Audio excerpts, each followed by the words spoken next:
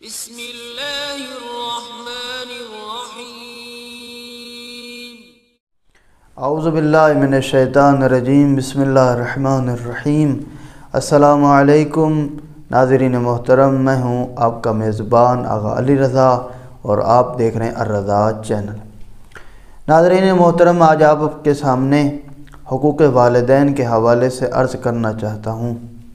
خداوند متعال نے حضرت انسان کو مختلف رشتوں میں جوڑا ہے، ماں باپ بیٹی بیٹے کی صورت میں، اور اللہ نے ہر ایک رشتے کا حق معین کیا ہے اور کہا ہے ضروری ہے ان کے حقوق کو ادا کرنا۔ لیکن سب سے زیادہ جس رشتے کو اہمیت دی ہے وہ ہے والدین کی۔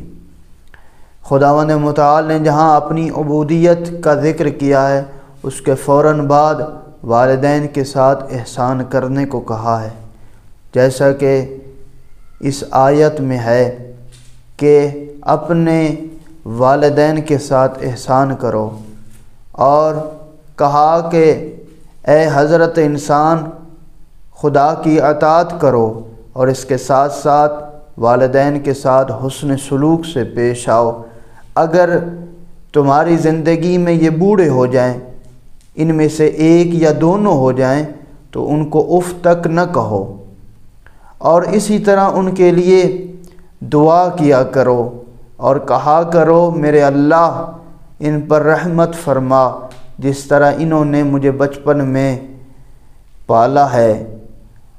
ناظرین محترم، والد بہت مشقت کرتا ہے اپنی اولاد کے لیے، سردی ہو گرمی ہو بیماری ہو صحت ہو، جس حال میں بھی ہوتا ہے، لیکن وہ کوشش کرتا ہے اپنی اولاد کے لیے کہ ان اولاد کو آسائش دے۔ اسی طرح ماں جو اپنے بیٹے کو اپنی اولاد کو 9 ماہ اپنے پیٹ میں رکھتی ہے اور سنبھالتی ہے، 9 ماہ کے بعد جس تکلیف سے وہ گزرتی ہے وہ خدا جانتا ہے اور وہ جانتی ہے۔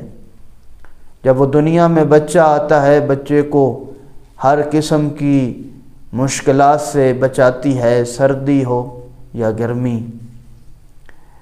اپنی اولاد کو اگر مریض ہو جائے تو اسے ڈاکٹر کے پاس لے جاتی ہے، اپنا تن من توجہ سب کچھ اپنے اولاد کے لیے خرچ کر دیتی ہے۔ یہ ہے ماں کا بہت بڑا مقام ہے۔ ایک دفعہ ایک شخص پیغمبر اسلام کی خدمت میں آیا اور کہا یا رسول اللہ، آپ جہاد پہ تشریف لے جا رہے ہیں، میری دلی خواہش ہے کہ میں آپ کے ساتھ جہاد میں شرکت کروں، لیکن میرے والدین ضعیف ہیں، بوڑھے ہیں، وہ اجازت نہیں دے رہے، میں کیا کروں؟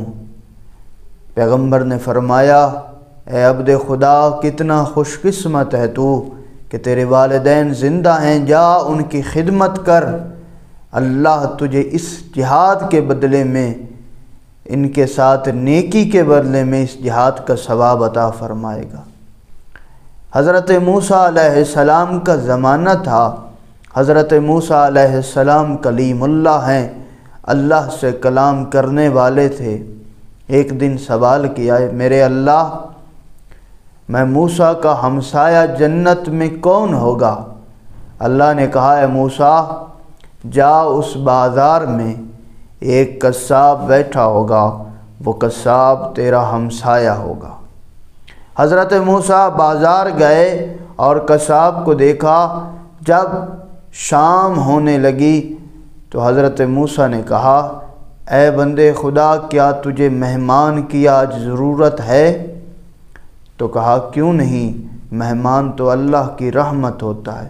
حضرت موسیٰ بھی اسی کے ساتھ چل پڑے، گھر گئے تو اس شخص کی ایک ضعیفہ والدہ تھیں۔ گھر آتے ہی اس نے وہ گوشت اٹھایا ہوا تھا، اس کو پکایا، والدین ماں کی خدمت کی، اس گوشت کو پکانے کے بعد اپنے ہاتھوں سے ماں کو کھلایا۔ ماں نے کچھ کہا، حضرت موسیٰ نے کہا اے عبد خدا، جب تو ماں کو کھانا کھلا رہا تھا تیری ماں کچھ کہہ رہی تھی۔ تو اس وقت اس بندے خدا نے کہا کہ میں جب ماں کو کھانا کھلا رہا تھا میری ماں مجھے دعا دے رہی تھی کہ میرے اللہ میرے بیٹے کو حضرت موسیٰ علیہ السلام کا جنت میں ہمسایہ بنانا۔